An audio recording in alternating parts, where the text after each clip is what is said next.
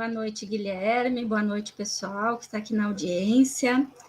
É um prazer participar pela primeira vez do RI na Prática, agora como professora da ESRI. E tenho também consciência que é um desafio para a própria escola fazer um evento que traga temas importantes, temas pertinentes, temas interdisciplinares, como é a área de relações internacionais. Então, é muito legal. Eu assistia ontem a fala do Guilherme, depois da Priscila, e hoje, revisando, né, a minha fala, em vários momentos eu me peguei pensando, poxa, isso aqui tem tudo a ver com o que a Priscila falou ontem, né? O perfil de liderança que também se precisa nesse campo dos direitos humanos, o perfil de liderança que se precisa para as negociações internacionais também, o perfil de liderança que as empresas hoje exigem, né? E o que os direitos humanos têm a ver com isso? Então, a ideia hoje é conversar um pouco com vocês sobre os desafios contemporâneos aos direitos humanos, mas também falar como as empresas se envolvem nisso, né? Como eu, como profissional, seja de relações internacionais ou outra área, me insiro nesse mercado, né? O que é que eu tenho a ver com direitos humanos? Porque às vezes a gente pensa que direitos humanos é coisa de ONG, direitos humanos é coisa da área do direito, quando na verdade não é. Assim como vários temas que são abordados tanto neste evento, né? Direitos humanos é uma área extremamente interdisciplinar. Acaba ficando muito no campo do direito, porque a gente está falando de uma área que está dentro do direito internacional, dentro do direito constitucional, dentro de várias legislações e tratados, mas é uma área extremamente importante do ponto de vista social, né? E é extremamente importante para ser desenvolvida dentro das empresas, dentro das organizações, dentro das universidades, inclusive. Então, eu sugiro que quem não tenha disciplina direitos humanos como disciplina obrigatória na grade curricular, converse com a sua coordenação de curso, porque é importante sim, e é importante para a área de relações internacionais, assim como é importante para todas as áreas. Mas então eu vou começar rapidamente me apresentando, antes de entrar no nosso tema de hoje, eu vou me apresentar rapidamente. Então, eu sou a professora Simone, eu tenho formação, minha formação é toda na área do direito, graduação, mestrado e doutorado em Direito e Políticas Públicas. Mas as minhas especializações são todas na área da educação, inclusive com um pós-doutorado na área da educação. Então, eu tenho me dedicado tanto do ponto de vista acadêmico como profissional, porque eu sou uma ativista de direitos humanos, eu trabalho com isso, especialmente direitos das mulheres. Então, eu trabalho com isso academicamente, voltada para a área da educação e dentro da área do direito, e agora também na área de relações internacionais. Então, os cursos que eu ministro na escola são Direitos Humanos e Migrações, Direitos Humanos e Direito Internacional Público. Eu entrei na escola em 2021, então esses são os cursos que hoje eu ministro na escola. Eu também faço parte do grupo de trabalho em apoio a refugiados e imigrantes da universidade na qual eu me formei, que é a Unisc, Universidade de Santa Cruz do Sul. Nesse projeto, além dos atendimentos que eu faço a imigrantes, eu coordeno 2 projetos, um é um podcast chamado MigraCast, e outro é um projeto chamado Nenhum Humano é Ilegal, que é um ciclo de palestras virtuais. Então, uma vez por mês, nós temos essas palestras virtuais, sempre convidando pessoas de diferentes áreas, até porque falando de migrações também é uma área interdisciplinar. Eu tenho experiência com ensino, pesquisa e extensão, então eu atuo nas áreas de direito internacional, migrações internacionais, direitos humanos, políticas públicas, gênero. Então, são essas, academicamente falando, este é o meu currículo. Né? Eu para além disso, eu sou uma ativista de direitos humanos, eu trabalho atendendo mulheres em situação de violência, eu presto assessoria nessa área, estou no momento também engajada, envolvida em um projeto com homens autores de violência doméstica, então tem sido um desafio também, porque eu estou falando não com a vítima direta, mas eu estou falando com o autor, que de certa maneira também é vítima, né, de toda uma construção social, e isso será trabalhado com esses homens, mas é um desafio, né, porque tem que se ter um outro olhar nesse momento. E sou mãe de 2 meninos, um adolescente de 16 anos e um bebê de 2 anos. E talvez essa seja a minha tarefa mais árdua, porque é para formar 2 homens que não sejam machistas, não sejam misóginos e que respeitem os direitos de todas as minorias e que respeitem a si mesmos e a todas as pessoas. Então, eu acho que essa, de todas as tarefas que eu assumi, eu acho que essa é a mais difícil, né, a mais árdua, mas eu espero que eu consiga realmente fazer aquilo a que eu me propus como mãe, né? Além de profissional, eu sou mãe e também é uma tarefa extremamente importante. Então, essa é um pouquinho, aqui é um pouquinho da Simone, né? Da Simone profissional, da Simone mãe, da Simone ativista e da Simone professora da Escola de Relações Internacionais, que vai conversar com vocês hoje. As últimas semanas, na verdade, têm sido difíceis para quem trabalha com direitos humanos.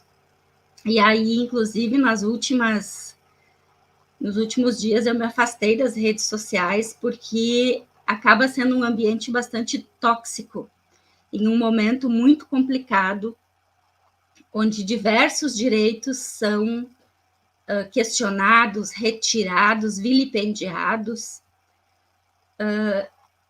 E aí eu me afastei um pouco das redes sociais, porque realmente estava me fazendo mal, inclusive fisicamente, né? Então, para quem trabalha com isso todos os dias, para quem estuda, né, para quem vive isso, é bem complicado. Então, o ambiente das redes sociais acaba sendo tóxico nesse sentido. Mas então eu me retirei, me recolhi um pouco e fiquei pensando sobre o que seria interessante eu conversar com vocês. E aí vocês podem até se perguntar, né, o que eu, enquanto profissional de relações internacionais, ou então de qualquer outra área, administração, jornalismo, relações públicas, próprio direito, ou então, sei lá, comércio exterior, são tantas áreas aí, o que é que a minha área tem a ver com isso? O que é que a minha área tem a ver com direitos humanos? De que forma isso impacta na minha vida? E aí vai depender muito do mundo e da sociedade em que nós queremos viver, em que você, profissional, em que você, ser humano, quer viver. Mas eu posso dizer com relativa segurança que, se você for mulher, negra ou negro, LGBTQIAP+, apenas para citar aqui alguns recortes, a sua vida, inclusive a corporativa, ela tende a ser muito mais difícil. Seja pela dificuldade de ascensão dentro das empresas, pela disparidade salarial, no racismo, na homofobia, na misoginia praticada dentro de muitas empresas, de muitos ambientes de trabalho, que muitas vezes são disfarçados com o discurso da meritocracia.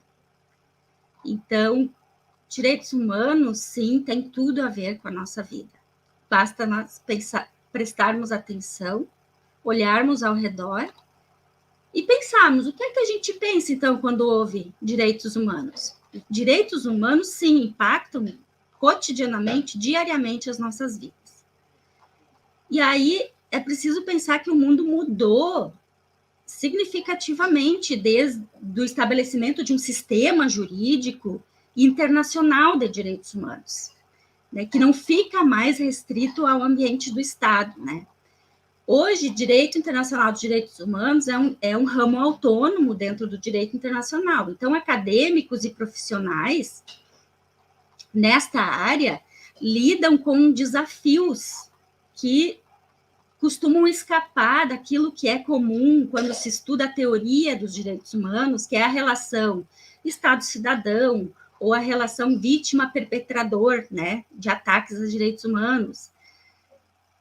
Esses paradigmas que fundamentaram, em grande medida, o sistema jurídico internacional de direitos humanos. E aí nós temos uma miríade de tratados, né, e legislações aí internacionais.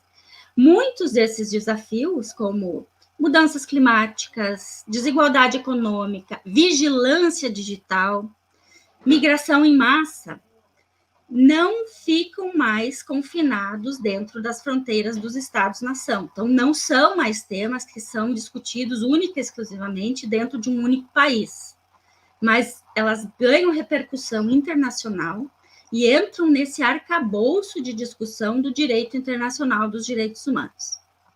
Então, os direitos humanos se tornam um desafio no século XXI, tanto do ponto de vista teórico quanto do ponto de vista prático. E aí, apesar do esforço internacional para a construção de uma base jurídica mínima de direitos que alcance todos os indivíduos, todas as pessoas que compõem a humanidade, né, que fazem parte da humanidade, isso acaba não sendo suficiente para dar conta dos desafios de um mundo onde aí acaba sendo o mercado que impõe as regras aos estados. Então, na verdade, eu começaria perguntando para vocês no que vocês pensam quando ouvem direitos humanos. E aí eu costumo fazer um exercício nas minhas aulas, pedindo que os meus alunos identifiquem com uma palavra o que são direitos humanos. E aí, na minha última turma, então surgiu essa nuvem de palavras aqui. O que são, para você, o que são direitos humanos? Então, os alunos trouxeram aqui equidade, igualdade, alimentação, educação, moradia, lutas. Vejam que apareceu com bastante força aqui, em destaque, a não discriminação, a liberdade, a dignidade humana, né? Também trabalho, a universalidade, acessibilidade, humanidade. Então, pensando em uma palavra, né, o que poderiam ser os direitos humanos, aqui tem várias palavras que apareceram, né, sobre o que as pessoas imaginam, pensam, entendem por direitos humanos. Então, toda vez que nós ouvimos falar de direitos humanos, acaba sendo muito do ponto de vista do senso comum, né? E aí tem uma definição ou aquela ideia do que são aqueles direitos que vão desde uma concepção rasa, né, pejorativa. Quem é que já não ouviu, né? O direito dos manos, o direito de bandido, ou então aquele sabe o conselho, né? Pede ajuda para os direitos humanos, como se direitos humanos fosse uma entidade em que você vai lá e pede ajuda para os direitos humanos. Ou então acaba ficando uma concepção reducionista muito vinculada a direito de liberdade ou direito à paz, por exemplo, né? Que sozinhos não explicam o que são direitos humanos. Mas aí nós temos que entender também que direitos humanos depende muito para quem se pergunta, né? Então, se perguntar para Simone, eu posso dizer que direitos humanos, para mim, é igualdade de gênero, é direito a não sofrer violência, é direito à moradia digna, a direito à igualdade, a não sofrer racismo. Então, para mim, são várias questões que eu posso entender como direitos humanos. Agora, se perguntar para um outro grupo, por exemplo, a população LGBT ou a população, né, os povos originários, né, eles podem dizer, bom, direito à vida, nós queremos ter o nosso direito à vida respeitado. No caso dos povos originários, nós queremos ter direito à nossa terra, à nossa autodeterminação respeitada. Então, depende muito para quem se pergunta, né? Também é uma questão individual, para além de uma questão coletiva, uma questão de grupos, porque direitos humanos também está muito vinculado à reivindicação de direitos de minorias sociais. E aí a gente tem que pensar que não existe uma hierarquia entre esses direitos, porque não existe um direito mais importante que outro ou que se sobressaia. Por exemplo, aqui aparece não discriminação, liberdade e dignidade humana em destaque, mas não quer dizer que esses direitos sejam mais importantes do que a igualdade, do que a alimentação, do que as lutas, do que o respeito, do que a educação. Os direitos estão no mesmo patamar. Direitos humanos estão no mesmo patamar, não existe uma hierarquia. E aí, pensando que muitos dos direitos são garantidos por lei, às vezes também a gente tem que pensar que a lei atrapalha, né, na garantia dos direitos. Por exemplo, a escravidão era referendada por lei. O apartheid, né, foi instituído por lei. Legislações em alguns países que punem mulheres que sofrem abuso sexual como tendo praticado adultério, ou então legislações que punem a homossexualidade. Então, nem sempre a lei ajuda, né? Então, a gente tem que pensar que direitos humanos são fruto de processos de luta, né? E essa luta não significa que trazer aquele direito para dentro de uma legislação vai fazer com que efetivamente ele seja respeitado. E aí, eu trouxe aqui algumas imagens para vocês irem pensando também, né? Quando a gente olha essas imagens, né? O que nós pensamos quando nós pensamos em direitos humanos e olhamos para essas imagens, né? Aqui nós temos várias violações a direitos. Então, quando a gente olha essas imagens, o que elas nos trazem, né? Nós podemos pensar em direitos humanos quando a gente olha para essas imagens. E aí eu trouxe algumas notícias também para nós ilustrarmos, né?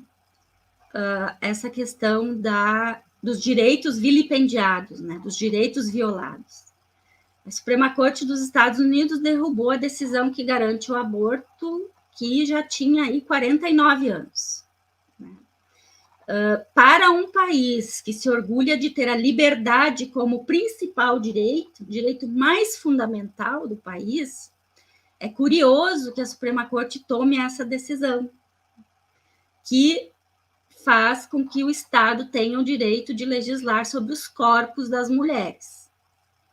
Isso é um retrocesso em muitos sentidos e abriu caminho, pode abrir caminho para a revisão do casamento homoafetivo, do direito à contracepção, que já está sendo ventilado dentro da própria Suprema Corte. Então, claro, a gente tem que entender como funciona, né, o sistema americano, o sistema norte-americano, que agora ficou na mão dos estados, né, através das suas constituições estaduais e das suas leis ordinárias estaduais, decidirem se o aborto continua, efetivamente será aplicado no estado ou não. Alguns estados já proibiram totalmente, o Texas, por exemplo, outros estados disseram não, o que vale aqui é a Constituição Estadual, então está mantido. Mas vejam, para um país que tinha isso como quase 5 décadas aí de um direito garantido para as mulheres, é um retrocesso. E aí, olhando para o Brasil, nós tivemos esse discurso absurdo, né, dessa notícia que nos chega de uma menina de 11 anos, vítima de abuso sexual, enfim, de estupro, e a juíza, no momento em que fala com essa menina em audiência, primeiro problema aqui, o aborto em caso de estupro é garantido por lei no Brasil desde 1940. Quando é praticado contra uma criança, é ainda pior. É um agravante. Inclusive porque a vida desta criança poderia estar em risco. E aí nós temos esse diálogo absurdo aqui, depois que o hospital se negou a fazer o procedimento, o Poder Judiciário, através de uma juíza que neste momento está representando o Estado, falando em nome do Estado brasileiro, diz o seguinte: você vai ao médico e a gente vai fazer essa pergunta para um médico, mas se você tivesse tudo bem, se tivesse tudo bem, suportaria ficar mais um pouquinho? Você acha que o pai do bebê concordaria com a entrega para adoção? Então, veja, aqui tem vários erros, a começar que a juíza está indo contra a lei, porque é o direito garantido desta criança e das mulheres, e ela está perguntando para uma criança, ela quer que uma criança avalie se ela suporta permanecer, levar adiante uma gestação. E pergunta se o estuprador, que não é pai, que é estuprador, concordaria com a entrega para adoção. Vejam só. E aí, para completar o combo de horrores, e aí vejam, aqui nós temos o Estado interferindo no direito, em um direito garantido desde 1940 na nossa legislação brasileira. Aí, para fechar o combo de horrores da semana, então, no domingo, eu me deparo com essa notícia de uma atriz que teve que se pronunciar publicamente sobre um assunto que é totalmente da esfera individual e privada dela, em que ela diz que foi violenta, que teve que se manifestar dizendo que sofreu um estupro e que deu o bebê para adoção. E aí aqui entra um debate sobre a ética médica, como essas informações vazaram para a imprensa, se ela fez o procedimento dentro do hospital. Aqui entra uma questão de ética, né? De direito à privacidade, de direito ao resguardo das informações sobre a paciente. Ela, no relato dela, ela diz que foi confrontada pelo médico que disse que 50% do DNA deste bebê era dela e que ela seria obrigada a amar essa criança, fruto de um estupro, mesmo ela tendo relatado que havia sofrido a violência. E aí, aqui abre um debate também sobre os limites da liberdade de expressão e da liberdade de imprensa, né? Porque com que direito se expõe dessa maneira, se traz a público a vida e uma situação tão delicada, né, de uma pessoa, e se cobra dela algo, ela deu o bebê para adoção, como ela é malvada. Gente, qualquer mulher, independente de ter sofrido estupro, pode dar o bebê para adoção. Tá? Isso é lei.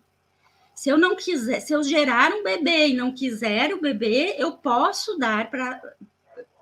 Nasceu, dou para adoção. Essa criança já vai ser encaminhada a uma família. Tá? Não há nada de errado, nada de criminoso no procedimento, na atitude dela. O crime, tem vários crimes aqui envolvidos, mas não na conduta dessa moça que sofreu isso. Tem uma... Eu posso ir... Eu estou acompanhando o chat por aqui, pessoal, eu posso ir respondendo vocês. Aqui tem um comentário do Vinícius. Professor Fabrício Pontin, no episódio esta semana do Vira Casacas podcast, explicou que a questão do aborto foi interpretada como uma questão de liberdade individual e intimidade. Sim, foi. Eu não entendi. Vinícius, pode colocar ali no chat. Foi interpretada por quem? Como liberdade individual e intimidade, não pela Suprema Corte, tá? Dos Estados Unidos, no caso. Sobre a questão da criança não ter essa capacidade de avaliar sobre um aborto ou não. A senhora não acha que uma criança também não consegue avaliar se quer mudar de sexo ou não? Bom, essa é uma questão do ponto de vista psicológico, tem que ter um acompanhamento, obviamente, né? Assim como essa menina que tinha sofrido a violência também tem que ter um acompanhamento psicológico. Mas é diferente, porque já tem estudos quanto a isso, né? Uma criança, ela já nasce, não é que ela nasce, ela já sabe como ela se identifica, digamos assim. Ela já consegue saber como ela quer se identificar. Mas ela não vai, dificilmente ela vai passar por um procedimento de mudança de sexo enquanto ela tiver ali uma tenra idade, né? Ela não vai decidir isso com 4, 5, 6, 10 anos. Então, durante todo esse processo, ela vai ter que ser acompanhada psicologicamente, e esse procedimento de mudança, ele vai ser feito no momento que for considerado ideal, né? Não somente pela criança. Ela pode dizer desde pequenininha, nasceu menino e vai dizer, mas eu sou menino, eu quero me vestir de menino, eu sou menino, eu sou menino, eu sou menino. Bom, vamos acompanhando isso e vai chegar um momento em que ela pode sim fazer a transição, mas crianças não fazem a transição completa, não fazem redesignação de gênero, chama, né? Vinícius coloca aqui que pela Suprema Corte, quando a decisão foi tomada, sim, lá atrás, baseou no prisma do liberalismo em relação à liberdade individual. Exatamente. O que caiu foi justamente agora, 49 anos depois, aquela decisão que era baseada na liberdade individual, né, aquela primeira decisão referendada pela Suprema Corte, agora caiu. Agora, a Suprema Corte reviu e disse que, bom, não é mais uma questão de liberdade individual. Sim, esclareceu, Vinícius, legal. Também recomendo que ouça o episódio, gosto muito do Fabrício Pontin, viu? É interessante a gente estar escutando para ficar sabendo, né, para poder também formar uma opinião a respeito, né? Então, 49 anos atrás, existia uma decisão da Suprema Corte baseada na liberdade individual e na intimidade. Agora, o tribunal decidiu que não vale mais a liberdade individual e a intimidade, e que é possível que o Estado legisle sobre o corpo, sobre a intimidade, sobre a liberdade individual das mulheres. Então, isto é grave, né?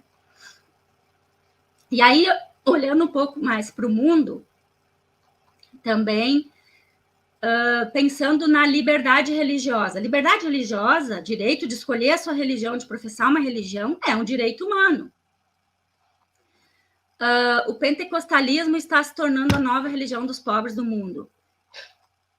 Isto não seria um problema se não fossem as implicações disso. Por que o pentecostalismo está se tornando a nova religião dos pobres do mundo? Existe uma massa de trabalhadores que está tendo seus salários achatados no mundo, né, tendo em vista as sistemáticas crises, né, pelo qual o mundo vem passando, e esses trabalhadores estão com seus salários achatados, com seus trabalhos fragilizados. Então, eles têm procurado as igrejas pentecostais não só para ter um guia espiritual, mas também para receber apoio material, auxílio material. Isso não seria um problema se o pentecostalismo não estivesse muito estreitamente vinculado à emergência de movimentos de extrema-direita. Então, isso pode ser problemático. O problema aqui não é a liberdade religiosa, cada um pode professar a sua religião. O que é perigoso, não é que não pode, o que é perigoso é essa vinculação desse grupo religioso, digamos assim, com movimentos de extrema-direita, que são movimentos antidemocráticos, que querem restringir liberdades, né, que tem uma série de problemas aqui envolvidos.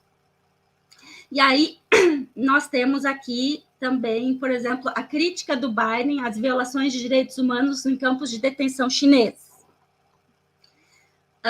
É engraçado porque direitos humanos acaba sendo também um instrumento de discurso ideológico para eu atingir um outro que não segue as mesmas regras que eu, digamos assim, ou não tem as mesmas, tem divergências comigo. Então, eu, ideologicamente, eu uso o discurso dos direitos humanos para atacar o outro, né? E esqueço de olhar para o meu quintal, né? Para a minha casa, né? o volume de violações a direitos humanos que acontecem dentro dos Estados Unidos e que são provocadas pelos Estados Unidos. E aí nós temos aqui uma reportagem que diz que os Estados Unidos têm 800 bases militares espalhadas ao redor do mundo. Isso interfere diretamente sobre a autodeterminação dos povos, que também é um direito humano. Porque, e aí também nós temos o problema da violência, né? Que esse tipo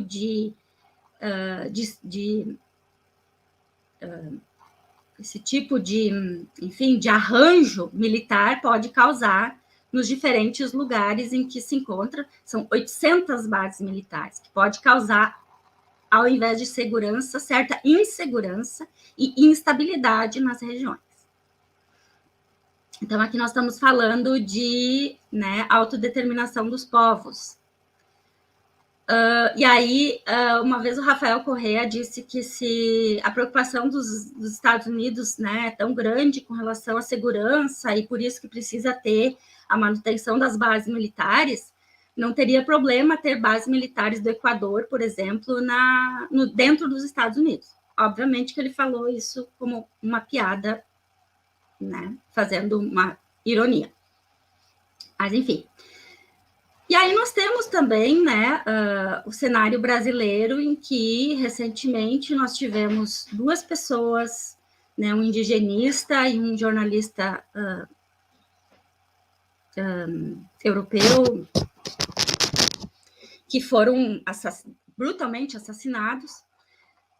E aí nós temos um presidente que jogou no colo das próprias vítimas a responsabilidade pela própria morte, né? Então, e é um governo que incentiva, assim, grilagem, garimpo, pesca ilegal, invasão de terras indígenas, né?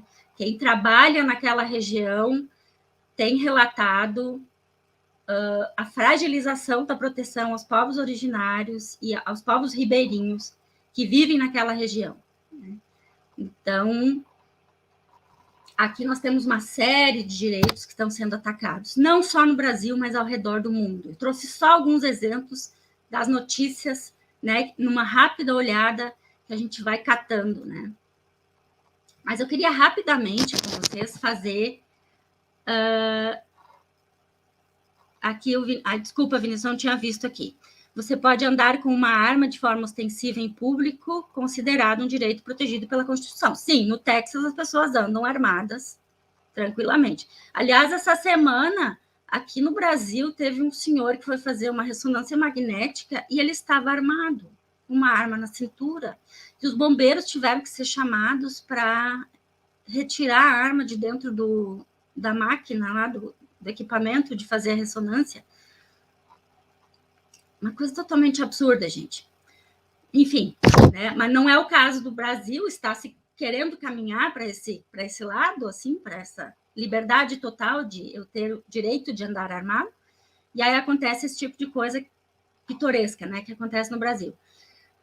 Vinícius fala ainda que temos o inverso, os ataques aos direitos humanos sob pretexto de defender a soberania nacional contra inimigos externos. Exatamente.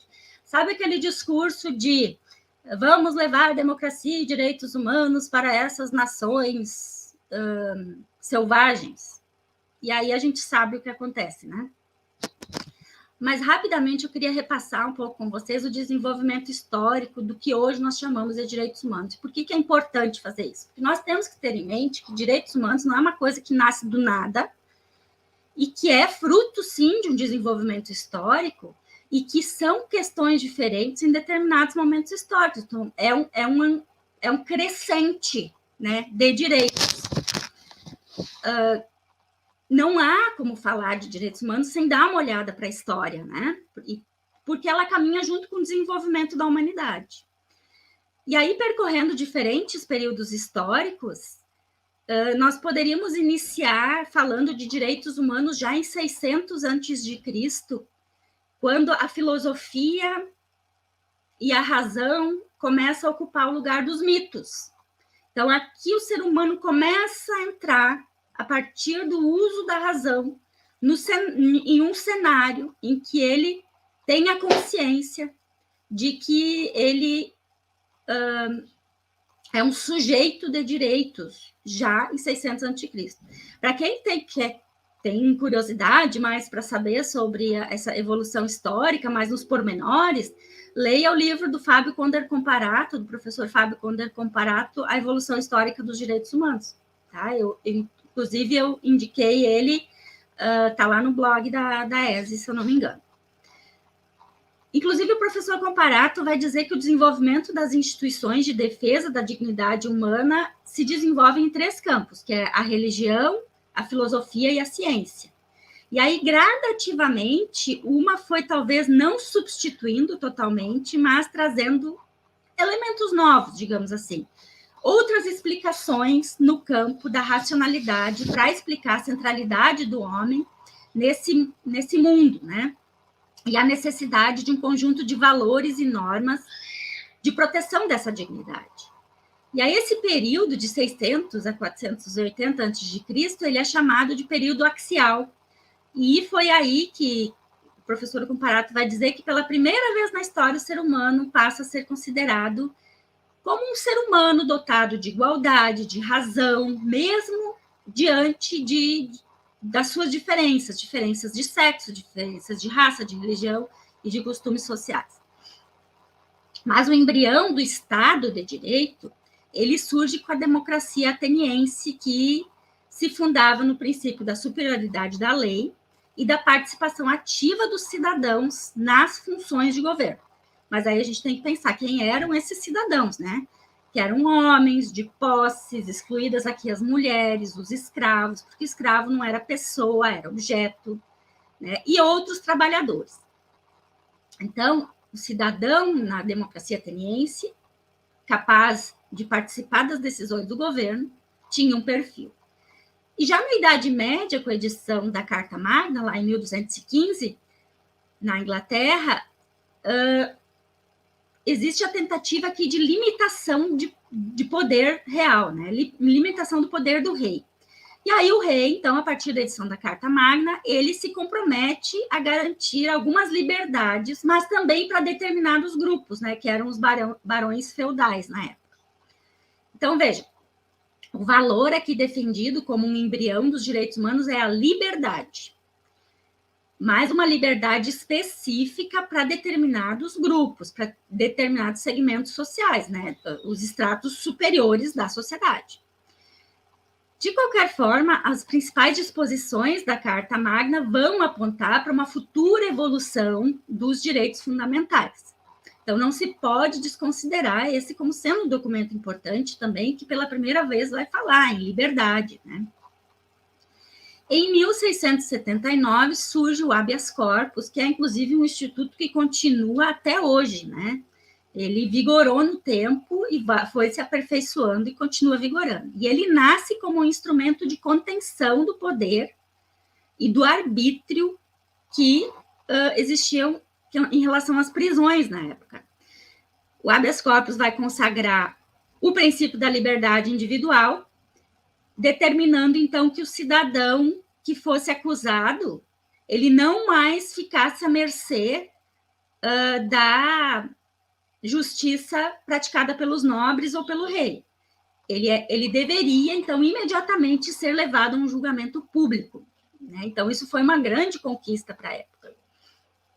Já em 1689, é editado o Bill of Rights, que coloca fim ao regime da monarquia absolutista, que estabelece a separação de poderes como uma garantia das liberdades, e é um documento que fortaleceu e definiu atribuições legislativas ao parlamento, frente à coroa. E aí restringiu, então, o poder do monarca e consagrou algumas garantias individuais. E vejam, até aqui, então, nós estamos falando de Europa.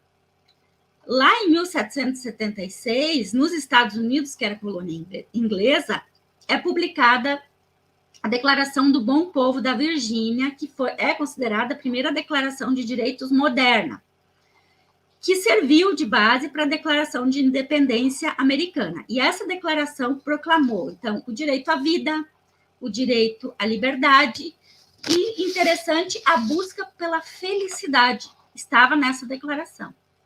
E aí, avançando um pouco, em 1789, nós temos Revolução Francesa, publicação da Declaração dos Direitos do Homem e do Cidadão, e aqui, então, acontece o reconhecimento da legitimidade democrática e dos direitos humanos. Aqui, pela primeira vez, se fala, então, de um conjunto de direitos do homem e do cidadão.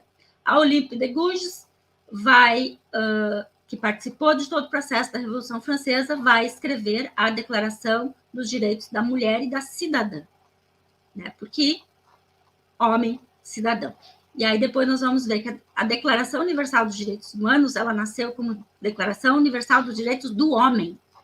E foi graças a um grupo de mulheres que ela se transformou em Declaração Universal dos Direitos Humanos, né, para que englobasse as mulheres.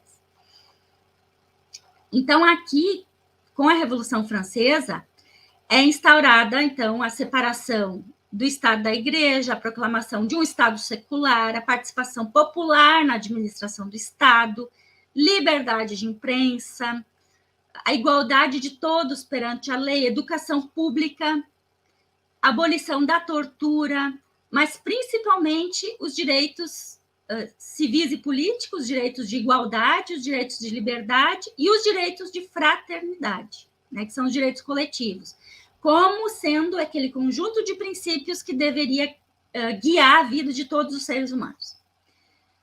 Em 1864, é então editada a primeira Convenção de Genebra, que inaugura o direito humanitário, né, também conhecido como direito de guerra, e essa pode ser considerada a primeira introdução dos direitos humanos na esfera internacional. O processo de internacionalização dos direitos humanos, ele se dá no pós-Segunda Guerra Mundial, mas aqui, pela primeira vez, nós temos um instrumento que vai falar do direito de guerra e que introduz os direitos humanos na esfera internacional, porque guerras, né, existiam ao redor do mundo.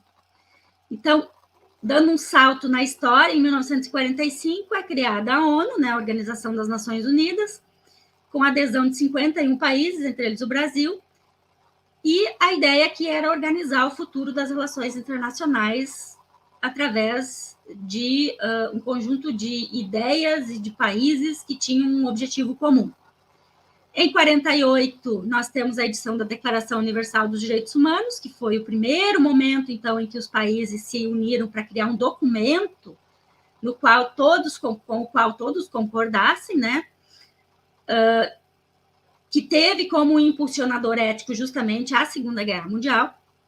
E aqui é um momento de ruptura, né? Na esteira do pós-Segunda Guerra, nós temos esse impulsionador ético que implica na formação do direito internacional dos direitos humanos, que até esse momento os direitos dependiam da positivação e proteção do Estado Nacional, né? Ficava restrito às fronteiras de cada Estado. A partir do momento em que os países se unem em torno de um ideal comum de humanidade, nós temos, então, a criação do direito internacional dos direitos humanos que ultrapassa as fronteiras estatais. E a declaração é, então, esse documento, é o documento mais conhecido em termos de direitos humanos e definiu, então, os princípios éticos, morais, que devem orientar todos os povos, todos os países que fazem parte das Nações Unidas. E é a partir dessa declaração que a comunidade internacional passa, então, a adotar diversos documentos internacionais de proteção, né, que se originam da Declaração Universal dos Direitos Humanos. Claro, existem críticas à declaração, que ela não tem força vinculante, né? Dentro do direito internacional tem isso, né? Que se não for um tratado que seja referendado pelas partes constantes, né, dentro da legislação do direito internacional, então não vale, porque é uma declaração, afinal de contas. Pessoalmente, eu concordo com a posição do professor André Carvalho Ramos, que ele afirma que a declaração espelha o costume internacional de proteção aos direitos humanos. Então, pelo regramento da CIG, da Corte Internacional de Justiça, costume internacional faz lei. Então, estaria resolvido o problema. Porém, para resolver mesmo o problema, os países se reuniram então, para construir 2 pactos. E por que 2 pactos? Porque um é o Pacto dos Direitos Civis e Políticos, que é o tratado, a gente costuma brincar que é o Tratado do Bloco Capitalista. E o outro é o Tratado dos Direitos Econômicos, Sociais e Culturais, que é o Tratado do Bloco Socialista. Então, Guerra Fria, construção dos pactos, atuação do Estado de um lado, liberdade de outro lado, aplicação imediata de um tratado. Então, isso teria, então, resolvido o problema da falta de vinculação jurídica da Declaração Universal dos Direitos Humanos. E a partir dos anos 2000, nós temos, então, a proteção dos direitos humanos ganhando um maior protagonismo nos sistemas regionais de proteção aos direitos humanos, porque, para além do sistema ONU, né, o sistema onusiano, o sistema global, nós temos sistemas regionais de proteção. E aí, deixa eu passar aqui. E aí nós somos assim constituídos, né, em termos de sistemas de direitos humanos. Nós temos um sistema global de direitos humanos, que é a ONU, nós temos os sistemas regionais de proteção, que são o sistema interamericano, o sistema europeu e o sistema africano. Existe um sistema também em construção, que é a Liga Árabe, né? Mas, como ele não está dentro do recorte ocidental do que se entende por direitos humanos, acaba não sendo contabilizado, digamos assim, nesse conjunto de sistemas de proteção aos direitos humanos. Também por ser muito vinculado às questões religiosas, né? Esses 2 conjuntos, né, a ONU e os sistemas regionais, eles formam, então, o Sistema Internacional de Proteção aos Direitos Humanos. Como a gente viu, deixa eu voltar um aqui, como a gente viu, na evolução dos direitos humanos, nós temos, então, um período ou uma fase de pré-história dos direitos humanos, que é o período axial até mais ou menos o século XVII, com a edição das declarações de direitos. E aí nós temos a fase de afirmação dos direitos naturais, que vai até o século XX, com a edição das declarações. E aí nós temos, então, a partir do século XX, a fase de internacionalização e constitucionalização dos direitos fundamentais. Então, nós temos Declaração Universal dos Direitos Humanos, pactos, diversos tratados, e esse conjunto de direitos humanos vai entrando para os textos constitucionais. Inclusive, a Declaração Federal de 1988 é a que contempla 3 dimensões de direitos, um conjunto enorme de direitos humanos, né? Quase todos os direitos previstos nos tratados internacionais, também referendados pelo Brasil, estão na Constituição, reconhecidos na Constituição como direito, tá? Então, isso em termos de evolução. Tá, mas aí vocês podem me perguntar, ok, os direitos, então, humanos são responsabilidade somente dos Estados, porque, pelo que a gente viu aqui, né, é o Estado que tem que responder por isso. Na verdade, a preocupação com a proteção e o respeito aos direitos humanos, ela não fica restrita à atuação estatal. Claro que os direitos humanos nascem a partir da atuação estatal, também porque o Estado era o maior violador de direitos humanos, e para regrar, para organizar, né, as relações internacionais nesse campo. Mas existem graves violações de direitos humanos que são identificadas todos os dias a partir da atuação de empresas privadas que exploram populações que têm pouca proteção jurídica. E essas empresas atuam em diversos países. E, em muitos casos, elas acabam deslocando as atividades que são mais perigosas ou que são danosas aos direitos humanos para aqueles países que têm um sistema jurídico que tem lacunas, né, que é mais fragilizado. E aí permite, elas conseguem, então, atuar não protegendo direitos, violando direitos humanos nesses países. Então, pode ter uma grande empresa transnacional que tem a matriz nos Estados Unidos, em algum país da Europa, mas as atividades perigosas são deslocadas para outro país, onde elas, para alguma filial. Então, ao mesmo tempo, as empresas, existe isso, né? Eu trouxe aqui para vocês algumas notícias sobre isso, né? Quem poderá frear o poder das corporações globais, né? Essa é uma questão. Então, as comunidades latino-americanas que sofrem com a mineração, né? Com as empresas mineradoras. Bom, nós temos exemplos aqui no Brasil, né? Nós temos Brumadinho, né? Nós temos empresas europeias atuando aqui, mineradoras, né? E causando graves problemas ambientais e sociais, né? E aí também tem o desmatamento e água contaminada, lado obscuro do óleo de palma sustentável da Amazônia. A Nestlé foi acusada de explorar trabalho escravo, contaminar a água, desmatar, não proteger populações ribeirinhas e indígenas, uma série de violações na extração do óleo de palma, que é tido como sustentável, né? A Nestlé é um exemplo, né?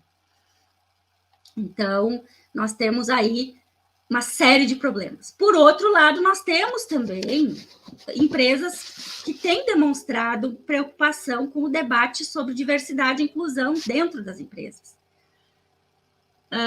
Vinícius, se me permite, Volkswagen foi punida na Alemanha por ter colaborado com a ditadura brasileira. Sim, inclusive, se eu não me engano, chegou a pedir desculpas, enfim, mas se aproveitou do sistema ditatorial brasileiro da época, inclusive fornecia os carros, né, do DOPS, que era quem patrocinava as torturas e as prisões arbitrárias. A Volkswagen fornecia os carros sem placa, que já eram conhecidos, né, para que o DOPS recolhesse, né, as pessoas. Então, ela foi condenada na Alemanha e tem um processo rolando no Brasil também, se não me engano. Ela chegou a se desculpar, enfim, mas pouco tarde, né? Antes tarde do que mais tarde, né?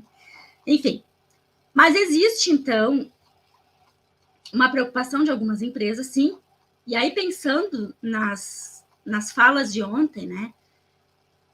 Inclusive com a mudança de perfil, né, das negociações internacionais e dos líderes que vão fazer essas negociações e que vão atuar dentro dessas empresas. Então, buscando fazer a verificação, né, encontrar como esse tema é tratado pelas empresas, tem uma startup que fez uma pesquisa, ela chama Blend Edu, é uma startup especialista em inovação e para a diversidade. E ela realizou a pesquisa Panorama das Estratégias de Diversidade no Brasil e os Impactos da Covid-19, em 2020, né? Realizou com 45 empresas. Então, pelas pesquisas, 73% das empresas possuem diversidade como um dos valores prioritários. Mas a pesquisa apontou também que existe uma diferença entre conscientização e engajamento. 58% das empresas, por exemplo, afirmam que a alta liderança, né, os CEOs das empresas, compreendem a relevância das ações de diversidade. E 40% das organizações acreditam que a maioria dos colaboradores compreendem a importância desse tema. Porém, 24% das organizações acreditam que, na verdade, os colaboradores não têm esse entendimento. Então, existe um desafio aqui também de sensibilização ainda, né, para trabalhar dentro da empresa, né, uma sensibilização para uma consciência coletiva. Por outro lado, 47% dos trabalhadores, enfim, entendem que a liderança de fato apoia as ações dos programas de diversidade. Só que 29% das pessoas que trabalham nas organizações percebem que a maioria dos colaboradores não estão comprometidos e não participam ativamente das ações dos programas de diversidade dentro das empresas. Então, existe um espaço aqui considerável ainda para ser trabalhado, né? Existe uma diferença, um gap aqui entre conscientização e efetivo engajamento. Em 2018, o LinkedIn já tinha feito uma pesquisa sobre as principais práticas, né, das empresas que apoiam diversidade. Então, 67% das empresas adotam um ambiente que respeita diferentes opiniões, 51% encorajam as pessoas a serem elas mesmas, 47% têm líderes que reconhecem a importância da diversidade, 45% incluem a diversidade na missão e nos valores e 44% enfatizam a diversidade na liderança. Então, isso foi resultado de uma pesquisa feita pelo LinkedIn lá em 2018 ainda. Então, a diversidade, ela faz parte, ao menos, da discussão, né? É uma plataforma que está sendo trabalhada em muitas empresas. Tem um relatório que é o Tendências de Gestão de Pessoas, acho que é esse aqui. Ele foi feito pela Great Place to Work, com quase 3 mil pessoas. Tanto pessoas da área de recursos humanos, quanto com lideranças. E essa pesquisa mostrou que em 2019, 24% dos entrevistados afirmaram que as empresas tinham a diversidade e a inclusão como um aspecto prioritário a ser trabalhado. E em 2020, esse número subiu para 30%, em 2021 para 32%. Só que em 2022, esse número caiu para 17,9%. Aqui nós temos o efeito pandemia, home office e uma maior preocupação das empresas com saúde mental. É importante? Certamente. Mas aí, aquele ditado popular, você veste um santo, descobre um santo para vestir outro, né?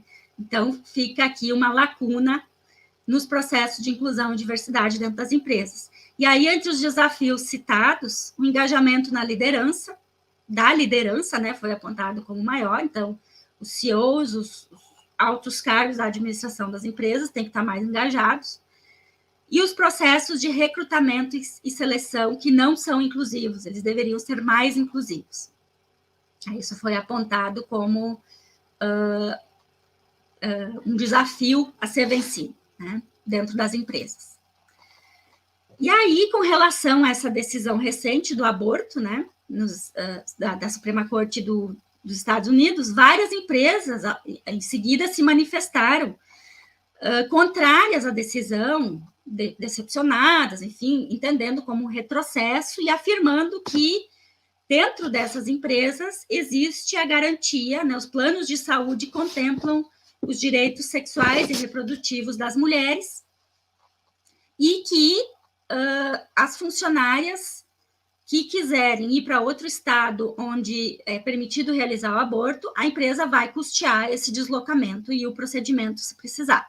Então, algumas das empresas que se manifestaram foram a Microsoft, o eBay, a Netflix, Snapchat, Uber, Duolingo, Citigroup, JP Morgan, Nike, entre várias outras.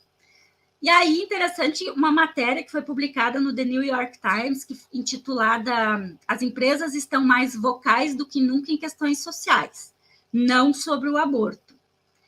E chamou atenção, essa matéria chamou atenção para um estudo que foi realizado em 2020 com 149 empresas e descobriu que o ativismo corporativo ele tem um efeito negativo no desempenho do mercado de ações de uma empresa, mas tem, ao mesmo tempo, um efeito positivo nas vendas, se esse ativismo for consistente com os valores dos consumidores dessa empresa.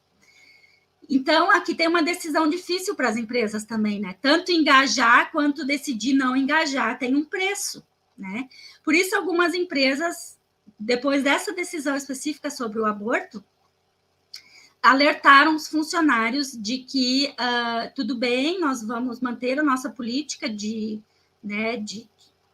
para as nossas colaboradoras, para as nossas funcionárias, né, nos planos de saúde, para garantir os direitos sexuais e reprodutivos, mas cuidado ao discutir a decisão no local de trabalho. Ou seja, não falem sobre isso no local de trabalho. Né? E aí, né, esse paradigma, né? Ser ativista ou não ser ativista? Porque se eu sou uma empresa ativista, eu posso perder incentivos fiscais, por exemplo. A Disney, aconteceu isso com a Disney na Flórida. Sobre a questão... tinha uma campanha do governo da Flórida que era não diga gay, não diga sou gay, uma coisa assim. E aí a Disney, enfim, se manifestou e tal, depois de ser cobrada, e teve retirados incentivos fiscais. Então, desculpa. Então, tem, efetivamente, aqui um peso, né, econômico na decisão de se manifestar ou não se manifestar. Um tema que tem sido muito tratado e muito comentado hoje, né, em várias empresas, é o ESG, que é Environmental, Social and Governance, né, que é um termo que surge no mercado financeiro como uma forma de medição do impacto que as ações de sustentabilidade geram nos resultados das empresas. Essa sigla surge pela primeira vez, eu acho que em 2004, a partir de uma publicação da ONU, em parceria com o Banco Mundial. Então, as Nações Unidas também têm olhado para a questão das empresas, né, e da proteção aos direitos humanos, do respeito aos direitos humanos também, né, das empresas. E um dos principais motivos da ESG é a urgência, né, em primeiro lugar, de combater as mudanças climáticas. Mas, além das questões ambientais propriamente ditas, como neutralizar a emissão de gás carbônico, eliminar o uso e o consumo de plástico, faz parte também da ESG investir em programas de trainee focados em diversidade, implantar programas sustentáveis e que sejam efetivos para ingresso nas companhias, nas empresas de pessoas LGBTQIA+, convidar mulheres para conselhos administrativos e cargos de direção, adotar políticas mais humanas nas contratações, os desafios que apareceram lá na outra pesquisa. E essas iniciativas tornam as empresas mais atraentes para investimentos. Então, para se ter uma ideia, a indústria do ESG chegou a 31 trilhões de dólares de faturamento no mundo. E isso representa 36% dos ativos financeiros totais das empresas. Então, tem um mercado economicamente viável, atrativo e ambientalmente e socialmente sustentável. As empresas... Deixa eu voltar aqui. As empresas buscam, então, o ESG para gerar um impacto positivo na sociedade e também reduzir riscos, melhorar o relacionamento com clientes, com fornecedores, com as comunidades, mostrar aos investidores que estão olhando para os negócios de maneira holística e transparente. E isso motiva um engajamento, né, com os desafios enfrentados pela humanidade na área ambiental e social. E isso, vou me reportar de novo às falas de ontem, isso exige uma mudança na postura da liderança. Exige um outro perfil de líder, é aquele líder que tem uma outra visão de mundo que a professora Priscila nos trazia ontem. Então, para a ESG, uma empresa precisa observar alguns pilares. Por exemplo, descobrir o seu propósito.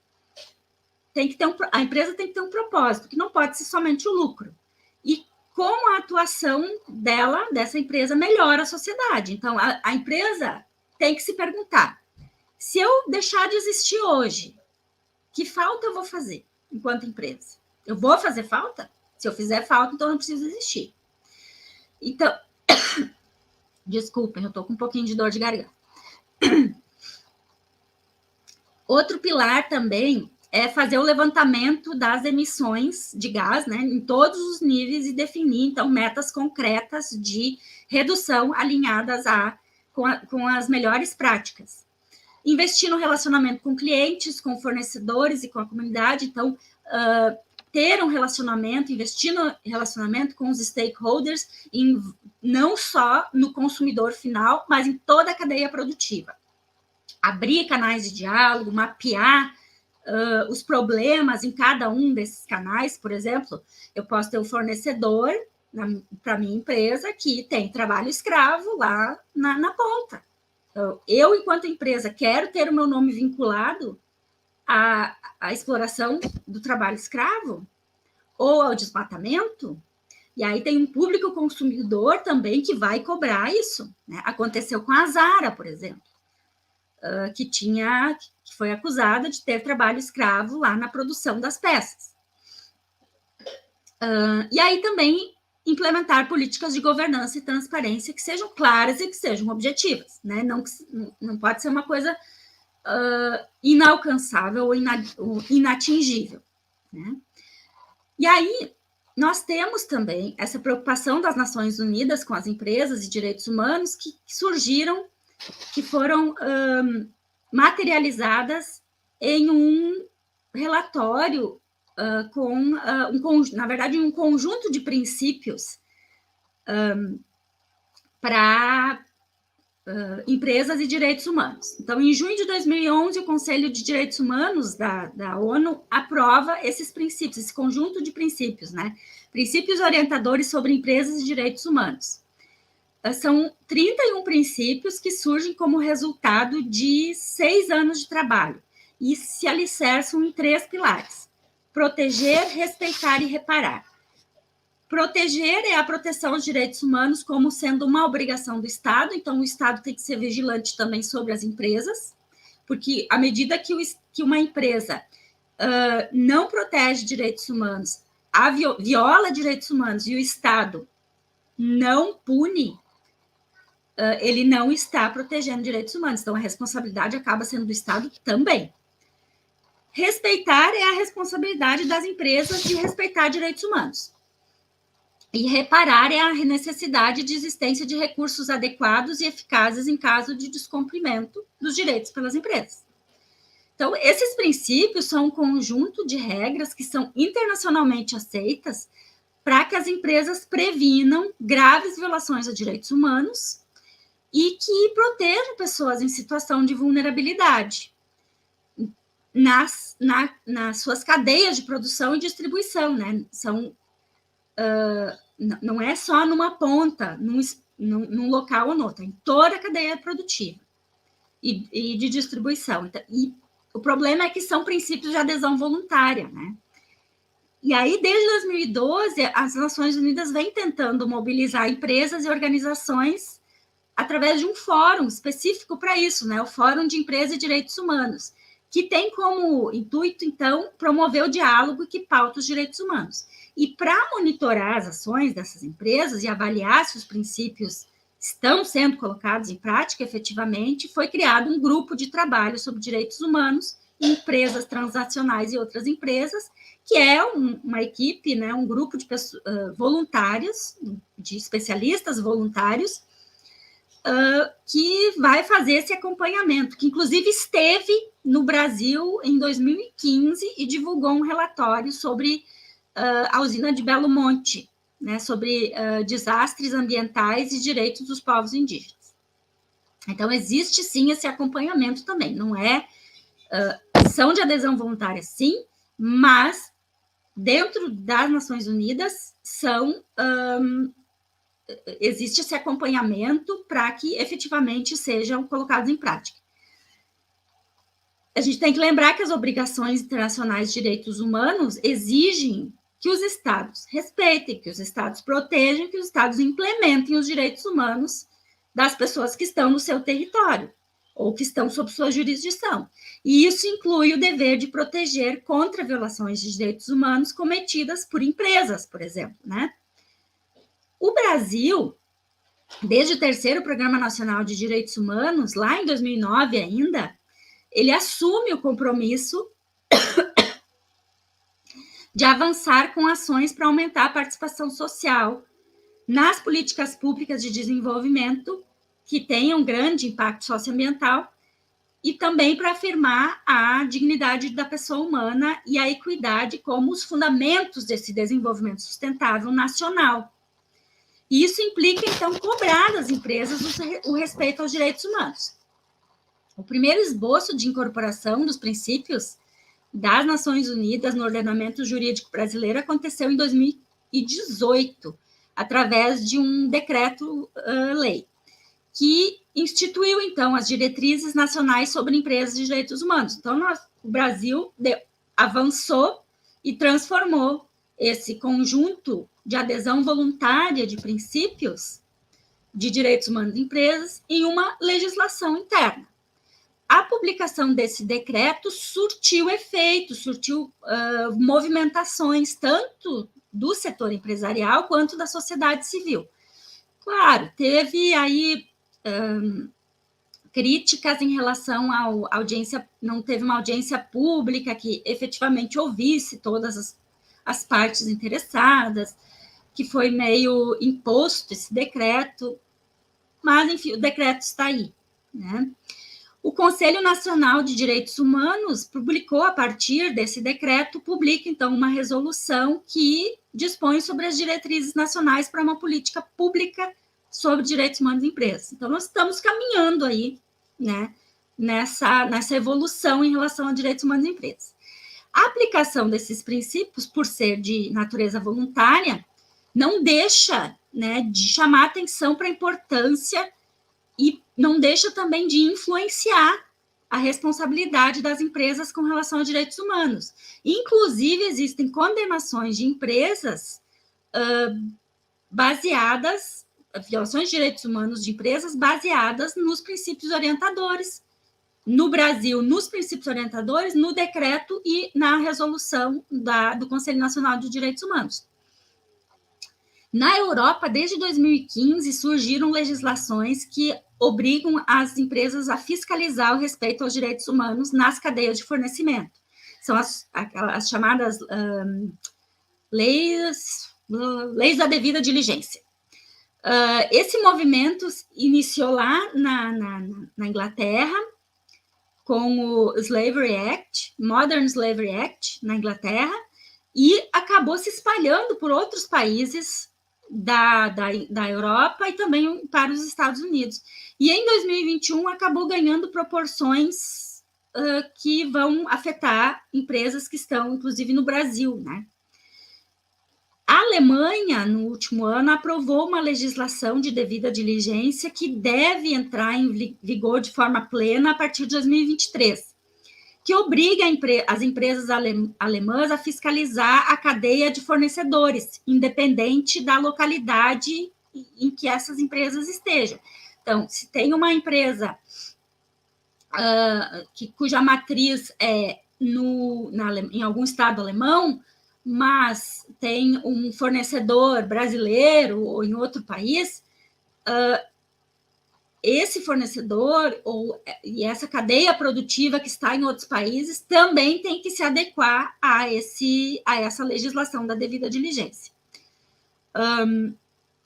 Caso contrário, fica sujeita a sanções com multas milionárias, inclusive. Ainda no mesmo sentido, a Comissão Europeia está preparando uma proposta de lei para estabelecer diretrizes de devida diligência obrigatórias com relação a direitos humanos e ao meio ambiente, que vão afetar as empresas de todos os países da União Europeia, e inclusive vão demandar a realização do mesmo processo, então a adequação a essa legislação para empresas, por exemplo, empresas brasileiras que possuem negócios na União Europeia. Elas também vão ter que se adequar a essa mesma legislação que está sendo construída, ou que tenham negócios com empresas europeias, enfim. Então, a responsabilidade empresarial pela violação aos direitos humanos cometidas nas cadeias produtivas, ela já é uma realidade no Brasil, inclusive. Quando a gente fala, por exemplo, do trabalho análogo à escravidão, existem pelo menos 26 casos de responsabilização judicial de empresas por trabalho escravo na cadeia de fornecedores.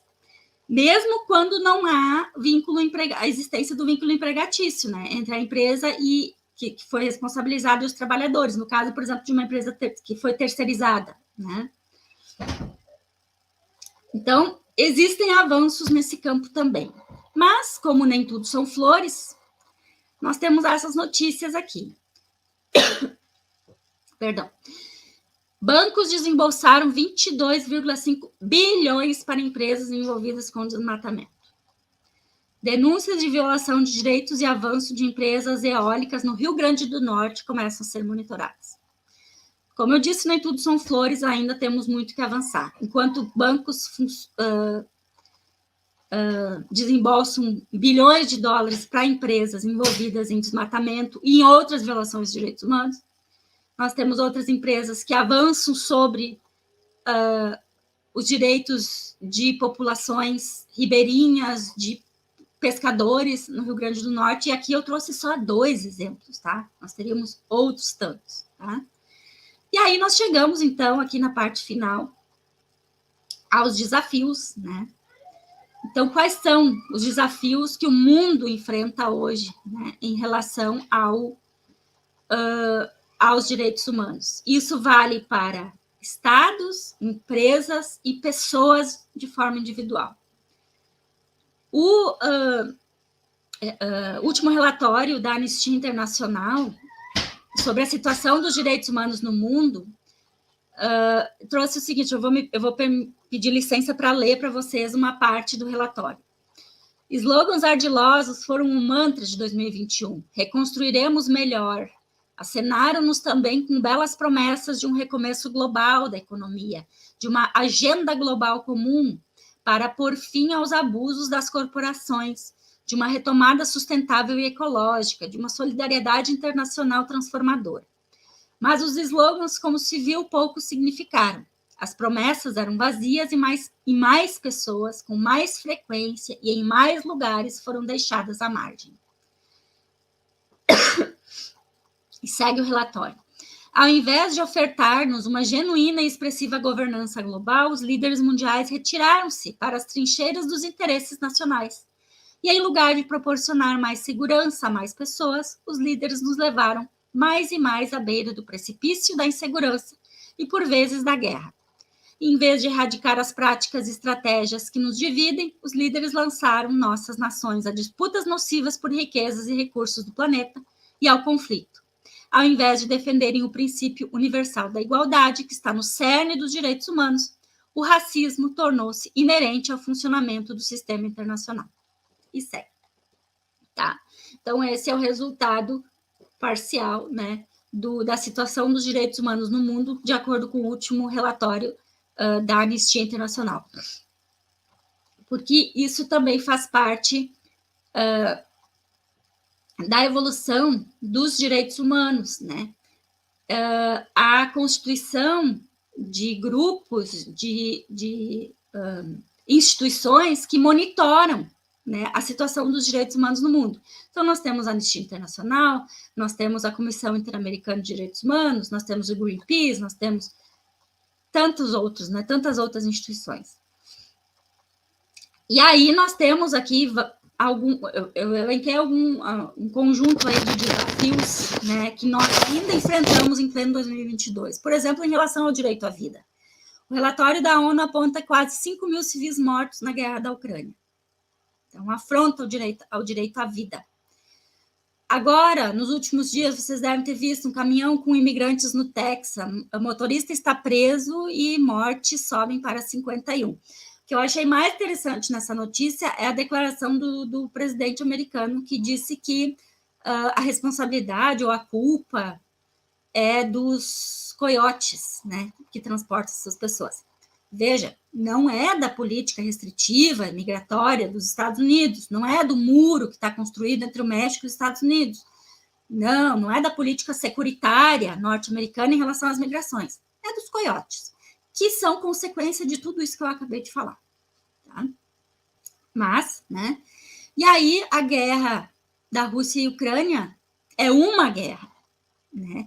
Além dessa, existem no mundo 7 guerras muito violentas, muito sangrentas em andamento, que tem colocado em risco o direito à vida de milhares de pessoas no mundo inteiro.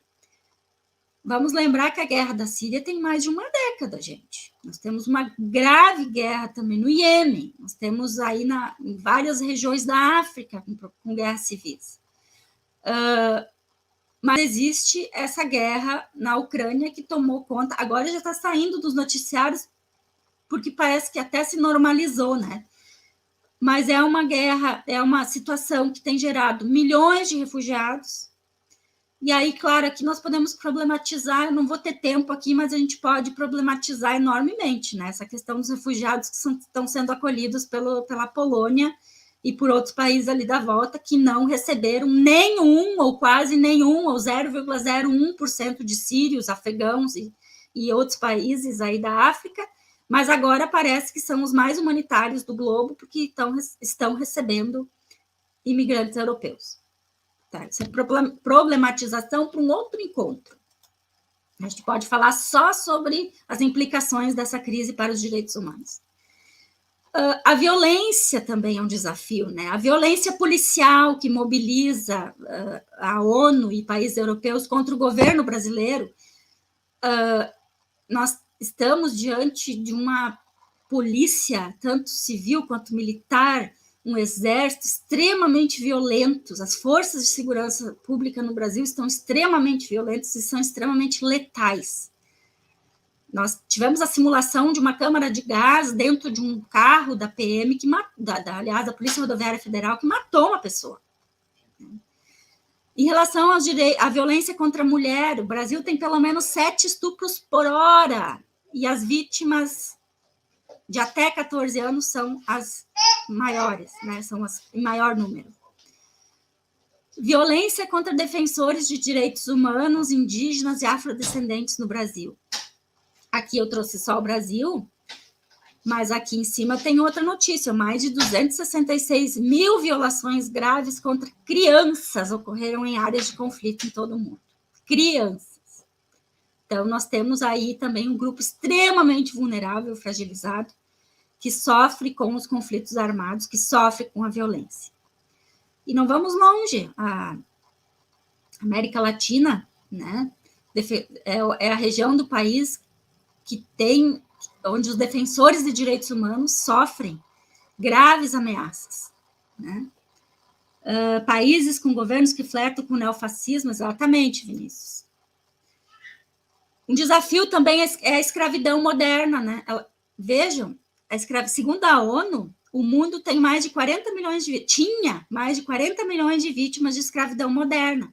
25% dessas vítimas são crianças. Após a pandemia, esse número subiu para 60 milhões de pessoas em situação de escravidão. E aí nós temos tráfico de pessoas, exploração sexual, casamento forçado, recrutamento forçado de crianças para uso em conflitos armados. São exemplos da evolução dessa escravidão. Aqueles refugiados interceptados no mar Mediterrâneo, mandados de volta para a Líbia, muitos deles em situação de escravidão. Estão sendo escravizados na Líbia. Outro desafio, tortura e maus tratos. Julgamentos injustos e privação de liberdade arbitrária. Com relação à tortura, os dados da Anistia Internacional dão conta de que pelo menos 3/4 dos países do mundo, 141 países, têm relatos de tortura. Em geral, as vítimas são suspeitos, ou criminosos, enfim, ou são suspeitos de ter cometido algum crime, mas também as minorias étnicas e as minorias sexuais e os imigrantes, os imigrantes, sofrem com a prática da tortura e dos maus tratos. Tratamentos degradantes e desumanos, especialmente no sistema carcerário em diversos países, porque os estabelecimentos prisionais, eles surgem com o propósito de ser um local de cumprimento de pena e de ressocialização. No entanto, a realidade é de abusos, de maus tratos, de tortura dentro dos estabelecimentos prisionais. E aí nós temos julgamentos injustos e privação de liberdade arbitrária. No direito internacional dos direitos humanos, como é que se caracteriza uma prisão ou uma detenção arbitrária? Ela é caracterizada por 3 fatores. Quando ela é claramente, aliás, não há uma base legal para existir essa privação de liberdade, essa prisão ou esse julgamento. Quando é resultado do exercício legítimo de direitos, como liberdade de expressão, de associação, e aí acaba havendo a punição a partir do exercício de um direito legítimo, ou então quando há uma grave violação das garantias de julgamento justo. Então, violação do devido processo legal, prisão por mais tempo do que... prisão provisória que fica definitiva, né? Então, são processos marcados por irregularidades, por tratamentos discriminatórios. Aqui tem um componente também de racismo, de discriminação, né? Porque a massa carcerária em vários lugares do mundo, vou pegar só 2 exemplos, Brasil e Estados Unidos, a maioria das pessoas presas, tanto homens quanto mulheres, são pessoas negras, né? Por exemplo, nos Estados Unidos tem o problema da pena de morte. Em 2014, por exemplo, tem um estudo que 4,1% dos condenados à morte nos Estados Unidos eram inocentes. Então, 1 em cada 25 pessoas acaba condenada à pena de morte. E é inocente. O problema também, aliás, o desafio quanto à repressão à liberdade de expressão. Lembram da proibição do uso do véu, da burca, né, na França? Isso é uma repressão estatal à expressão comportamental das mulheres muçulmanas. Ainda na França, em 2016, eu acho que quase, 30 cidades francesas proibiram o uso do burkini, que é aquele traje de banho islâmico, porque alguns desses locais, dessas cidades, enfim, consideravam que essa peça era uma provocação, né, depois de um atentado que aconteceu em Nice. Na Síria, existe repressão a manifestações individuais de muçulmanos mais liberais e também de minorias étnicas. No Irã, nós temos leis e políticas discriminatórias. Nos Estados Unidos, tem a repressão às populações hispânicas, né, aos imigrantes. A repressão à liberdade religiosa também, especialmente muçulmanos e religiões ortodoxas. A repressão a movimentos sociais, a ativistas,